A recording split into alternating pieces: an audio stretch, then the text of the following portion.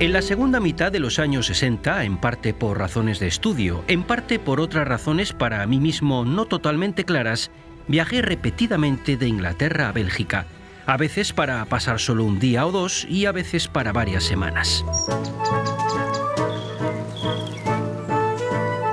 En una de esas excursiones belgas que, según me parecía, me llevaban siempre muy lejos en el extranjero, llegué un radiante día de verano a la ciudad de Amberes, que hasta entonces conocía únicamente de nombre.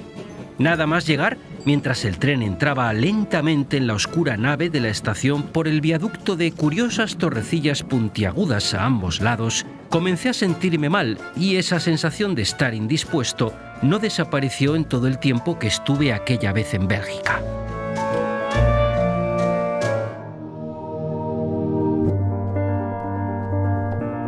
Así comienza la novela Austerlitz, escrita por Winfried Georg Sebald, escritor alemán nacido casi al final de la Segunda Guerra Mundial, pocos días antes del desembarco aliado en las playas de Normandía.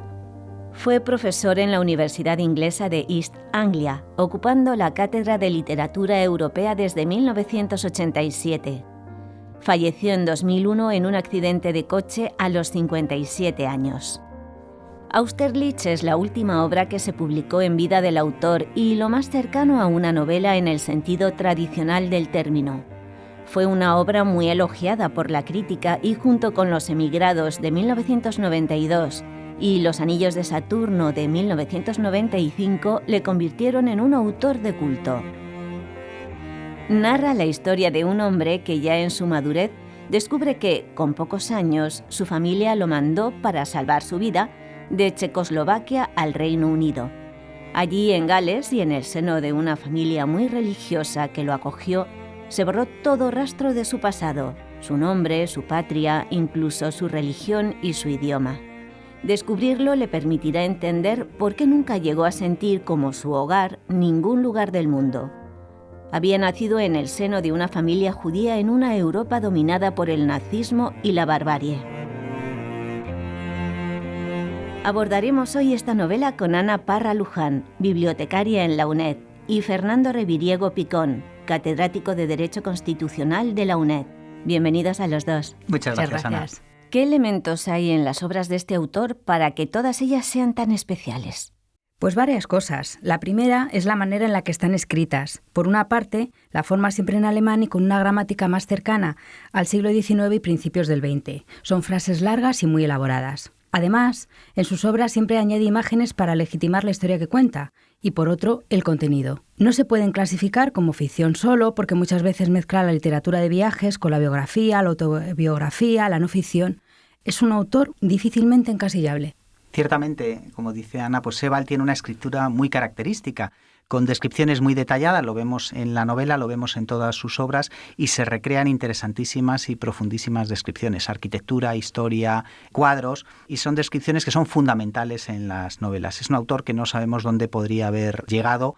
Murió muy joven en un accidente de tráfico, como se ha dicho, parece ser que le dio un infarto y eso provocó el accidente. Y ha dejado obras maravillosas como esta, en la que permite reflexionar sobre la historia, la memoria, la tragedia y sobre el desarraigo humano. Y por eso me encantó cuando Ana, que es la experta en Sebald, me propuso hacer este programa sobre Austerlitz. Siempre se ha destacado que en la obra de Sebald se trataba de entender el peso que tiene la cultura de la muerte en la cultura de los vivos, y Austerlitz lo muestra con mucha visibilidad. Un desarraigo que de alguna manera él pudo también sentir, porque era alemán, nace casi al final de la Guerra Mundial, no es niño de la guerra estrictamente, de hecho su generación sería más generación del 68, y es la que empieza a cuestionarse con naturalidad lo que hizo la sociedad alemana. En abstracto y en concreto, claro, su padre fue soldado, creo que de la Wehrmacht, y creo que después de la Segunda Guerra Mundial estuvo prisionero varios años, hasta el 47 o más o menos, en un campo en Francia. Y hay una obra muy reciente, Habla Silencio, de Carol Angier, que aborda la figura de Sebald y esta relación con el padre y los crímenes nazis. Y precisamente Angier también hizo la biografía de Primo Levi, que sobrevivió al Holocausto y escribió una de las obras más importantes del siglo XX, Si esto es un hombre. Ana, has mencionado el uso de los documentos gráficos en su obra. ¿Por qué un autor como Sebald da tanta importancia a las imágenes? Como hemos dicho antes, además de para legitimar la historia, muchas veces le sirven de inspiración para crear ficciones, historias. Sebald utilizaba todo tipo de imágenes, desde fotografías hechas por él, imágenes de libros, postales compradas en anticuarios, documentos de archivo. Él hablaba que se había comprado una cámara muy barata y entonces hacía fotos de las cosas que le llamaban la atención, porque no solo utilizaba las imágenes, sino que también las manipulaba para dar esa imagen de misterio que tienen todas sus obras. En ellas nunca se sabe si la fotografía es real o ha cogido una imagen para corroborar su historia, aunque ni la historia sea totalmente cierta, ni la imagen corresponda a la persona. Hablando de imágenes, os lo comentaba antes del inicio de la grabación, mientras preparamos este programa, el otro día encontramos en un libro, preparando esta grabación, esta fotografía que tenéis aquí con las anotaciones al final, que se conecta, es curioso, en parte con la novela que vamos a abordar hoy. Probablemente lo dejaron de marcapáginas, no sé cuándo, y es una foto de los años 30, y perfectamente Sebald con esta fotografía podría haber construido la historia. Las anotaciones de detrás, yo no lo sabía al principio, están en polaco, a través de un amigo, un letrado en Polonia me lo tradujo, y parece ser que está ambientado quizá al año anterior a la guerra, en un campo vacacional de artistas en Polonia, probablemente en las últimas fotos de esta familia antes de que, si tuvieron suerte, pudieron escapar del país, algo parecido de lo que se va a relatar que sufre Austerlitz, el protagonista. Y la fotografía es muy importante también en la novela. Salen, pues él hace fotos constantemente, luego con sus descripciones, porque de alguna manera la fotografía es la memoria que tenemos nosotros de nuestros seres queridos ya, pues si tenemos que bucear abuelos, bisabuelos, son los pocos recuerdos que tenemos. A veces la fotografía es fundamental en la obra de Sebald. La fotografía y también la documentación, claro. Ana, tú eres bibliotecaria en la UNED. En la novela, el protagonista busca sus orígenes en el archivo estatal en Praga y en diferentes bibliotecas para averiguar lo ocurrido con sus padres. ¿Qué nos puedes decir de la importancia de las bibliotecas o de los archivos? Sebald reivindica el papel de las bibliotecas y de los archivos como preservación de nuestro derecho a la información y a la memoria histórica. Él se dedica a buscar en los archivos, sobre todo en el de Praga, es sus orígenes. Y en la biblioteca, creo recordar, de París, lo que había pasado con su padre, porque su padre se marchó a París, su madre se quedó en Praga, y entonces, gracias a los archivos y a las bibliotecas, él puede recuperar parte de su memoria. Sobre archivos, hicimos hace un año aproximadamente un reportaje para los espacios de la UNED en RTV2, y allí se destacaba cómo los archivos guardan nuestro patrimonio, nuestros derechos. Los archivos preservan para el futuro. Teresa Valdeita, que es la directora del Archivo General de la UNED, nos destacaba allí que los archivos dan fe de lo que somos y de nuestras actuaciones, nuestras huellas, que son muchas. El propio nacimiento, el registro civil, cuestiones médicas, los estudios, huellas que no tiene el protagonista de la novela Austerlitz y que él se lanza a buscarlas para encontrarse, para conocerse a sí mismo. Tanto en las guerras como en los regímenes dictatoriales, las bibliotecas y los archivos suelen ser objeto de destrucción o objeto de prohibición. Son parte esencial de la memoria de un país. Es necesario que los ciudadanos tengan acceso para conocer qué ha ocurrido en nuestra historia. Poder acceder a estas fuentes contribuye a la reparación de las víctimas y aquí el proceso de digitalización es fundamental. Me ronda en la cabeza lo que habéis hablado antes de la foto, Fernando. Será importante para la persona que la dejó olvidada. Querrá recuperarla, ¿no? ¿Vas a hacer algo? Sí, yo había pensado en biblioteca buscar, si es posible, claro, el tema de la protección de datos también es complicado.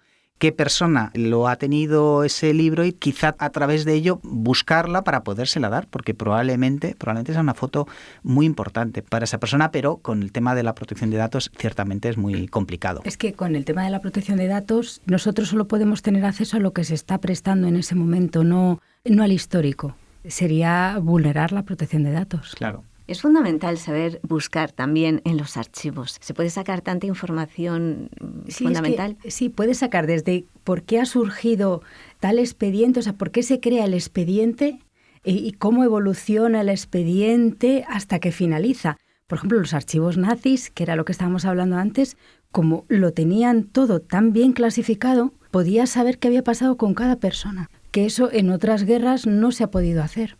Hace poco hay una película que probablemente hayáis visto, Marco, que narra la vida de un personaje, falleció hace pocos años, que es español, que se hizo pasar por que había estado en un campo de concentración, no recuerdo el campo de concentración, y durante muchos años iba de colegio en colegio dando charlas sobre su experiencia en los campos de concentración. Incluso llegó a presidir la Asociación de Víctimas Españolas que habían estado en los campos de concentración. Y casi con 80 y tantos años, 90 años, se descubrió que era mentira. Cuando se iba a hacer un homenaje, no sé si en Mauthausen o en Auschwitz, iba a ir el presidente del gobierno español en aquella época, Rodríguez Zapatero, y se destapó pocos días antes. Y se hizo porque en el campo de concentración nazi se guardaban los datos. Él había ido allí, había hecho una fotocopia de alguien que parecía un nombre parecido al suyo, había modificado los datos y gracias a ese archivo que conservaban los nazis, pues se pudo demostrar que él no había estado allí. Yo creo que los archivos son fundamentales para la recuperación de la memoria histórica. Un buen archivo te da muchísimas pistas sobre la evolución hasta de los edificios, en los ayuntamientos, las lindes, es para todo. Son como la arqueología. Una buena búsqueda te puede dar un montón de información. Tienes una cantidad de documentación cuando aportas a un expediente, porque claro, tienes que ir dejándola. Entonces, a ver qué es lo que expurgas del expediente que puede ser en otro momento fundamental para otro expediente. Entonces, eso también, la selección dentro de un archivo, yo creo que es crucial. Austerlitz fue la última novela que publicó Sebald en 2001 antes de su muerte repentina. En ella se habla del transporte de niños, Kindertransport. No sé si se pronuncia así, Ana. Kindertransport. Kindertransport. Es el transporte de niños por el cual el protagonista de la novela consiguió huir de Checoslovaquia. ¿En qué consistió? Pues el Kindertransport es el transporte que se hizo de niños por parte del gobierno británico y algunas asociaciones judías. Hay un documental muy interesante que es En brazos de un extraño, que habla también de asociaciones cristianas. Y era para transportar a niños de Checoslovaquia, Austria y Alemania a Inglaterra, que fue la única que flexibilizó la inmigración, porque los niños no suponían ni una amenaza para los fondos públicos ni una amenaza para los trabajos. Y entonces se llevaron aproximadamente 10.000 niños. Hay una escritora, Lore Segal, que tiene una novela que se llama En casas ajenas. Y cuenta que cada vez que los padres entregaban a los niños en el tren, ya les asignaban un cartelito que iba colgado de ellos y de sus maletas con un numerito. Me parece que el de Lore Segal era el 152 y iban con ese numerito hasta llegar a Liverpool, que era el sitio donde luego los desviaban o ya tenían familias de acogida o se iban a albergues. Parece ser que solo el 10% de los niños que enviaron recuperaron a sus padres. De unos 10.000 que fueron al Reino Unido. Wow. Eran trenes que iban pasando por... Él reconstruye Austerlitz en la novela a través de, en parte, con Vera, cuando recupera a Vera, que es la que le cuidaba de pequeño, y luego algunos vídeos que ve de víctimas del nazismo y que han ido en esos trenes, va recuperando un poco la memoria. Van pues trenes que van yendo de Alemania, Austria, Checoslovaquia, de muchos países, los van llevando allí para sobrevivir, para escapar del Holocausto. Sus familias, pues casi todos murieron en los campos de concentración. Es un viaje para evitar una muerte. En la obra de Sebald, el tren, el camino está presente en todo momento. Incluso cuando él todavía no lo sabe, no recuerda, el tren aparece. De hecho, la primera escena es en una estación en Amberes. En España también tuvimos los niños de la guerra. Entre el 37 y el 38, sobre todo fueron en barco, no era el tren, pero también algunos que fueron en tren a Francia, pero a la Unión Soviética, iban para tratar de escapar a la guerra. Algunos pudieron volver, otros no, y recientemente lo estamos viendo también en Ucrania, de otra manera. Ahí ya no es para tratar de salvar, los padres sí, pero es el rapto de los niños que se está haciendo por parte de las autoridades rusas. Han llevado hace 2 años a centenares, no sé las cifras, no se sabe. Y de hecho la Corte Penal Internacional, una de las investigaciones que está haciendo contra Putin precisamente es este secuestro de niños. Sobre el tren también me gustaría traer a colación una novela la que me gustaría hacer algún programa, si nos dejas más adelante, Ana, que es sobre El largo viaje de Jorge Semprún, que es una novela magnífica de su experiencia cuando fue llevado a un campo, casi todos lo conocemos porque fue ministro de Cultura, pero estuvo en un campo de concentración nazi, sobrevivió, estuvo en Buchenwald, y el tren es fundamental en su narración. Hay un documental de hace unos años también que me gustaría traer a colación que se llama Austerlitz, que es en homenaje a la novela de Sebald, que está dedicado a la memoria del Holocausto, lo hablábamos antes de comenzar el programa, y las miles de personas que año tras año van a los diferentes campos de concentración a hacer turismo de Holocausto, a hacerse selfies sonriendo delante de los barracones o delante de las cámaras de gas, y este documental Austerlitz cogió el nombre en homenaje a esta novela y cómo es, de alguna manera estamos en un parque temático del Holocausto. Si veis la ficha de la película, la podéis ver en internet, lo que la acompaña es una cita de Marx que dice: la historia se repite primero como tragedia y luego como farsa, que sería pues lo que de alguna manera se hace con este turismo de Holocausto y estas selfies que vemos. En cuanto a la infancia, ¿qué derechos se pueden destacar en esta novela? En el documental de En brazos de un extraño, me gusta mucho ese documental porque habla de la sensación que tienen ellos de desarraigo cuando sus padres les meten en el tren para salvar su vida, pero claro, ellos lo que notan es que están perdiendo su hogar.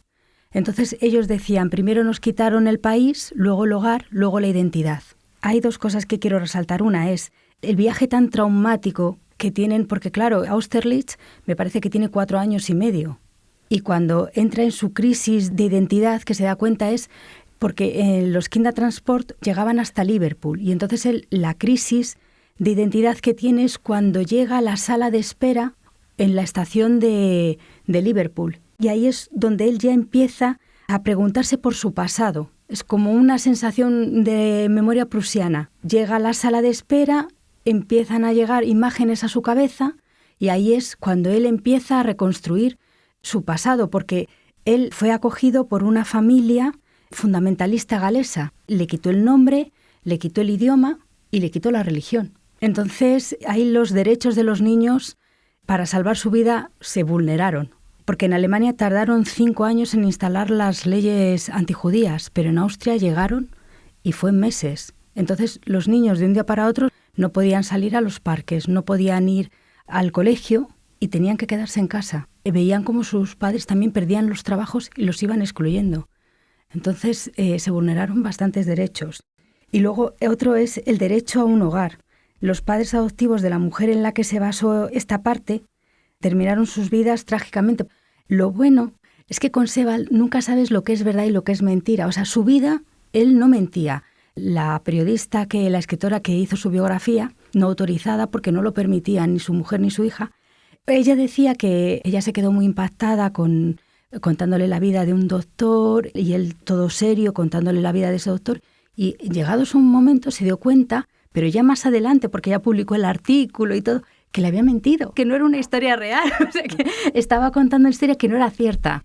Entonces, él decía que para crear a Austerlitz se basó en dos, en un amigo suyo que era arquitecto, profesor de arquitectura, además especialista en arquitectura industrial, y otra en una señora que en un programa de radio, de televisión, lo estaba viendo y vio que hablaba de ella del fue, tren, ¿no? Del sí, viaje. Con su hermana, que era muy pequeña, y entonces acabaron en una familia, pues eso, el padre en un manicomio y la madre de una muerte prematura, y nunca supieron nada de sus padres biológicos. Y aquí jurídicamente también cabría hacer referencia a la Convención, en la actualidad, la Convención sobre los Derechos del Niño y al protocolo que existe sobre la participación de los niños en los conflictos armados. Por ejemplo, prohibición, que no era el caso de la novela, de reclutamiento infantil, los llamados niños soldado en la actualidad, que ahora sí. Pero bueno, en la Alemania nazi, en la defensa de Berlín de los últimos días, abril del 45, lo hicieron sobre todo chavales, 13, 14, 12 años. Hay escenas en que Hitler sale del búnker para saludar a esos niños pequeños que van a dar su vida por esa Alemania nazi. Y esa convención y ese protocolo nos hablan también de la protección de los niños al impacto del conflicto bélico, la salud, también en la educación, la protección física, la protección psicológica, el retorno a las comunidades también se incluye allí. Y se pretende, en suma, con estos convenios, salvaguardar la vida, el bienestar y el desarrollo de los niños en medio de los conflictos armados. En Austerlitz, Sebald habla del desarraigo del personaje. ¿Qué tienen en común todas las novelas de este autor en relación a sus personajes? Es curioso ver cómo en casi todas las obras de Sebald tratan de personas que al ser expulsadas de sus países de origen, de manera repentina, sienten el desarraigo de manera brutal. Son personas solitarias que no llegan a encontrar su lugar en el mundo y en muchas ocasiones se acaban quitando la vida. Son personas que han tenido que viajar, que sufren crisis continuamente existenciales, como el protagonista de Austerlitz y el propio autor al hablar de sí mismo. Lo curioso es que casi todas sus obras empiezan con un viaje inicial. En la de Austerlitz, el protagonista, no Austerlitz, sino el otro protagonista, que es el autor, está de viaje en Amberes. Y esto es curioso porque, claro, en este sentido es el propio autor, se incluye dentro de sus personajes, porque siempre está con un viaje inicial, nunca se sintió alemán y además nunca sintió que Inglaterra fuese su hogar. Renegó de sus nombres, Winifred porque le parecía muy femenino y Georg porque era el de su padre. Por eso utilizó las siglas al firmar y tanto su familia como amigos y colegas le llamaban Max. Y hay otra cosa muy bonita de Sebald que además recalca, que lo hemos estado hablando antes Fernando y yo, en la biografía, y es que él, al escribir, desarrolla una profunda empatía con sus personajes. Los trata con un respeto y cariño que no podemos dejar de sentir una tremenda desazón con la vida de los personajes. El desarrollo del protagonista en la novela, como decía Ana, es completo, porque la historia ha sido borrada. Sus padres, su tierra, decía, su lengua, la religión. Y todo ha sido sustituido. Se es refugiado en Gales de muy pequeñito y la familia que le acoge le ha cambiado el nombre, lo educa en otra religión, vive en una casa fría, cerrada, son muy religiosos, reina el silencio, no hay radio, no hay periódicos y ni siquiera se habla en esos 6 años, del 39 al 45, bueno, va antes, casi al comienzo de la guerra, no se habla de la guerra, solo de religión y solo de pecado. Es un mundo oscuro. El padre adoptivo creo que es un predicador calvinista, que ha sido misionero. Y la guerra va a aparecer curiosamente al final, cuando aparece como fiesta en el pueblo, aparecen banderas y él se entera que ha habido una guerra de la que casi no ha ido. Hay alegría, todo ha cambiado.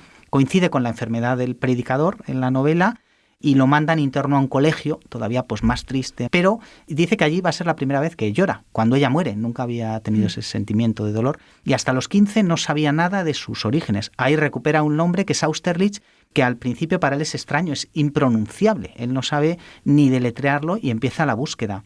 Empieza a investigar quién tiene ese nombre, busca pues en París, en Amberes, en Ámsterdam, según se va haciendo mayor, y en ninguna de las guías lo encuentra. Va a encontrar, por ejemplo, el padre de Fred Astaire, el bailarín, tenía ese nombre también Austerlitz, en los diarios de Kafka. Luego la chica que sale en un programa de televisión hablando de su experiencia en el nazismo, pero que luego nunca la va a encontrar. Quiere saber quién es su familia, quiere saber de dónde viene, conocerse a sí mismo. Le van a hablar de ese pequeño pueblo creo que está en Moravia, que fue pues la escena de esa batalla tan famosa en las guerras napoleónicas, y lo que busca son raíces para anclarse, para recuperar su identidad, y lo va a hacer gracias sobre todo a Vera, que es la mujer que lo localiza años después y que le cuidó de niño. Y al hilo de esto me recuerda a otra novela que hicimos aquí en este programa, que es la de Coronel Chabert de Balzac. En Austerlitz se hace referencia a Chabert, cuando Vera y Jacques ven todos los volúmenes en la pared que consiguió salvar de Balzac, y en un libro que coge y pasa las páginas hace referencia a la injusticia que sufre Chabert. Chabert también, que si se pronuncia Chabert, o creo, no lo sé, quiere recuperar la identidad. Es diferente el caso, pero realmente es lo mismo, es el desarraigo del personaje. En la obra se muestra la ausencia del Estado de Derecho de esos años, la simulación de juicios, los guetos, los campos de trabajo.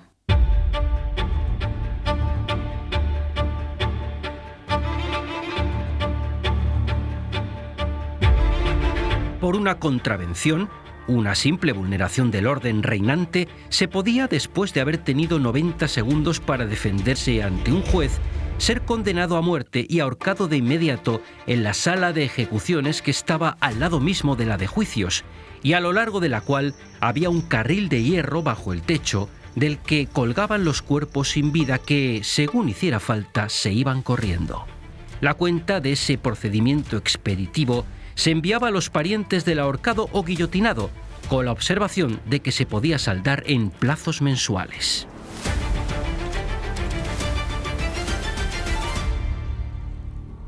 Fernando, ¿nos hablas de la vulneración de derechos? Sí, bueno, hay un derecho, evidentemente, en la Alemania nazi, pero no hay un Estado de Derecho. Para hablar de Estado de Derecho necesitamos hablar de supremacía de la ley, de respeto a los derechos, de la separación de poderes, de la igualdad ante la ley, que no hay en el régimen nazi, de los límites al poder. En ese régimen se destruye totalmente el Estado de Derecho, se concentra el poder, leyes arbitrarias, no hay independencia judicial, se persigue, se encarcela, se asesina a los opositores, a las minorías.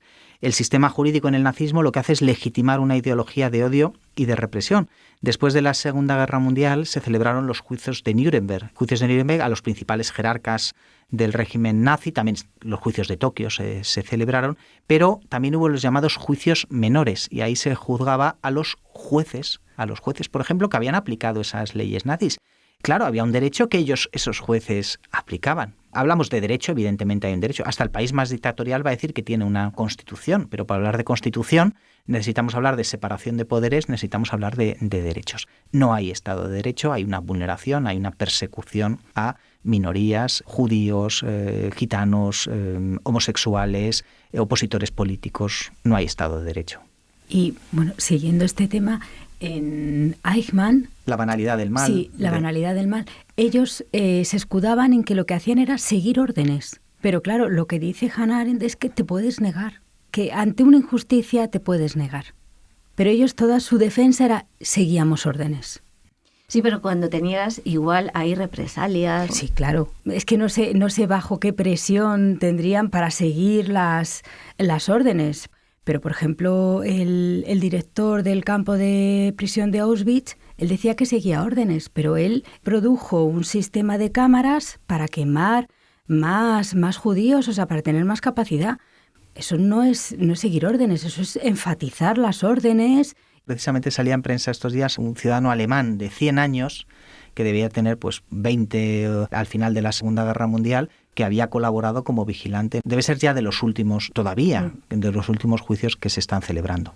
Y pues volviendo a la novela, Sebald, pese no a ser judío y no haber conocido a ninguno hasta su mayoría de edad, siempre se extrañó de que su familia no hablara de la guerra y en general nadie de su entorno hablara de ello y de los años posteriores a la guerra. Sebald contaba que en su infancia se acostumbró a ver escombros y edificios en ruinas como algo totalmente normal, porque nadie hablaba de nada, lo que Sebald llama amnesia colectiva. Austerlitz es un hombre sin historia y la novela de Sebald, su obra en general, trata de reivindicar la identidad, la memoria y con ello el pasado, ya sea para bien o para mal. Sebald no supo qué había pasado en la Segunda Guerra Mundial hasta que en el instituto pusieron un documental sobre los campos de concentración. Esa ocultación de la historia por parte de los alemanes le obsesionaba. Lo que había pasado y la destrucción de las propias ciudades con sus gentes, como muestra en la obra sobre la historia natural de la destrucción. Es curioso porque a él, y se puede ver en obras como Los emigrados o Austerlitz, le preocupaban los supervivientes, los que sobreviven pese al horror y sus consecuencias. Por eso, para Sebald, las descripciones de los edificios, de los paisajes y de los objetos son tan importantes porque son memoria histórica de lo sucedido. El mismo día en que Ágata tuvo que dejar su vivienda, apareció un enviado del Centro Fideicomisario de Bienes Confiscados y puso un sello de papel en la puerta. Entre Navidad y Año Nuevo vino un tropel de personajes muy sospechosos que se llevaron todo lo que había quedado: los muebles, las lámparas y candelabros, las alfombras y cortinas, los libros, partituras, la ropa de los armarios y cajones, las sábanas, almohadas, edredones, mantas, la ropa blanca, la vajilla y los utensilios de cocina, los tiestos y paraguas. Se les quitan todas las propiedades, las pertenencias.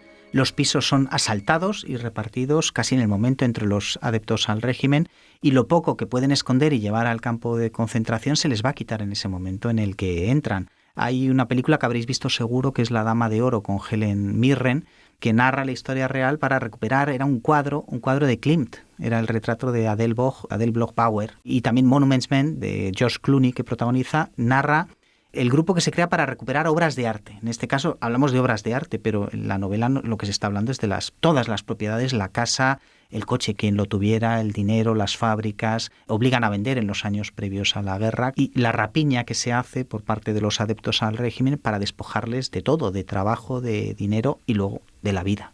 En la novela se muestra cómo se hizo un gran almacén en el campo de concentración de Theresienstadt, en Terezín, Bohemia, al que se llevaron todo lo requisado de las viviendas de los judíos y que fue clasificado y colocado de tal manera que los alemanes de las SS pudieran utilizar y llevarse lo que quisieran.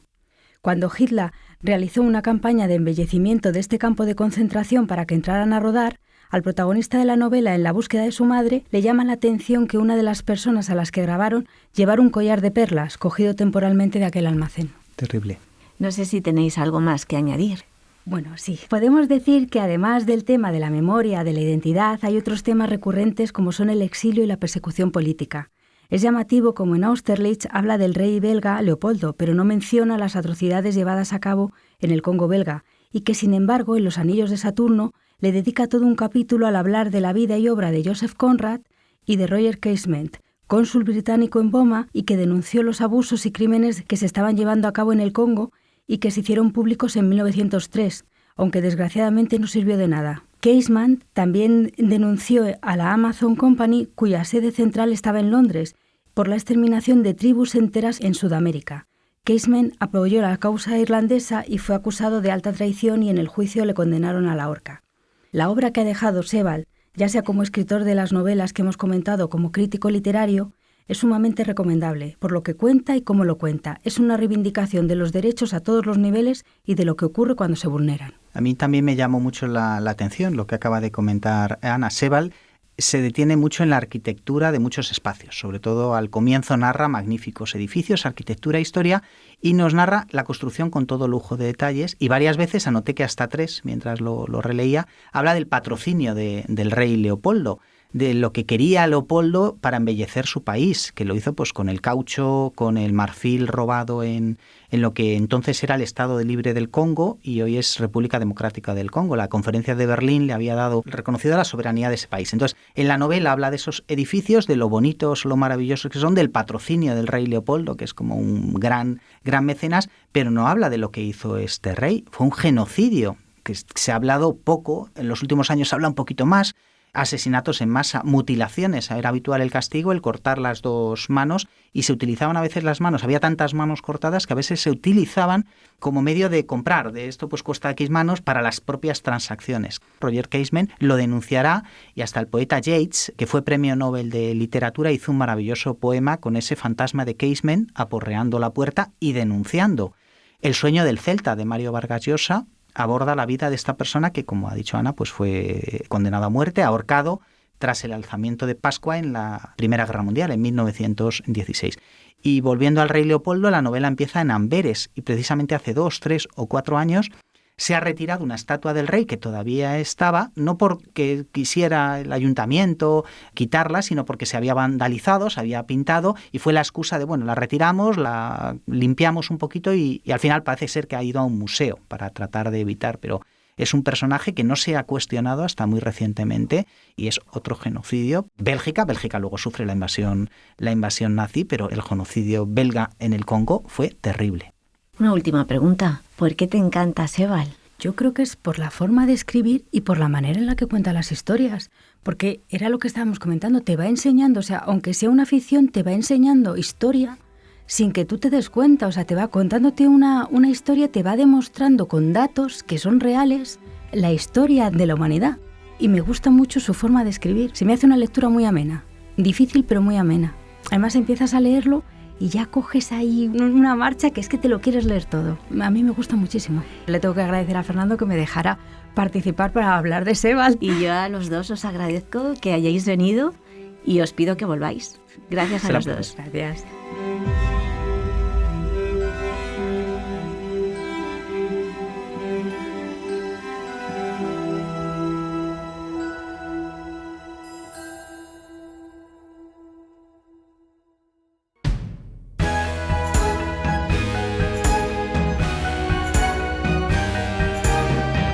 Viajes extraordinarios, literatura en clave de derechos, una serie radiofónica de Fernando Reviriego Picón, Cristina Pérez Rodríguez y José María Enríquez Sánchez, con la colaboración del Máster en Derechos Humanos y Políticas Públicas de la UNED y el Observatorio de Cooperación Internacional para el Desarrollo de la Universidad de Valladolid, con la narración de Juan Ramón Andrés Cabero, con Álvaro Flores González, Margarita Orozco Martín y Carlos Alberich Nieto en los medios técnicos, y presentado por Ana Isabel Martín, quien ahora les habla, invitándoles a seguirnos en el próximo programa.